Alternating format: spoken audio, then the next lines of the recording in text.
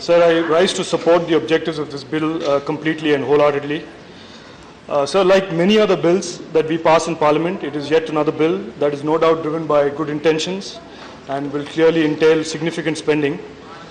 But I think it raises more questions than it provides answers to critical issues like education outcomes, financial sharing, delivery of education, etc. Sir.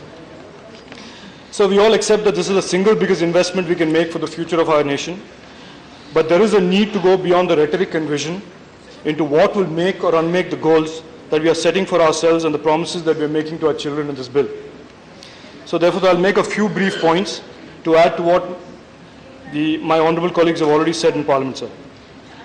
Sir, we all accept that despite the work of the Kothari Commission, which was appointed in 1964, with broadly the same set of goals, the country has achieved very little of the goals and objectives set out by the Indian Education Commission in the 60s.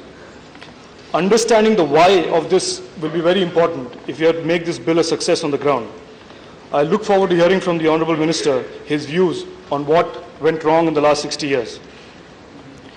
Sir, one of the big mistakes we are making is to assume that education is simply about building more schools or bringing private sector into elementary education. That would be, in my humble opinion, naive.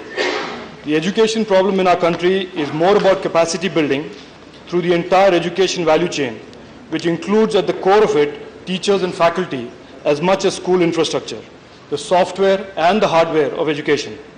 This bill seems to focus predominantly on the hardware of education, i.e. schools.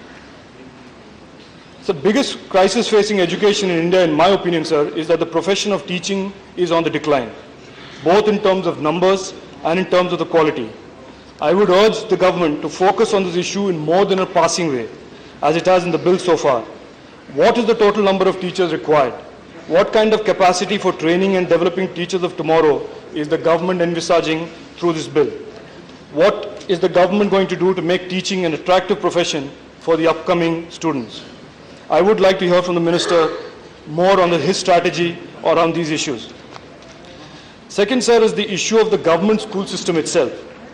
Somehow I get the sense that the government and the minister's strategy is to use private schools to increase competition and quality in government schools.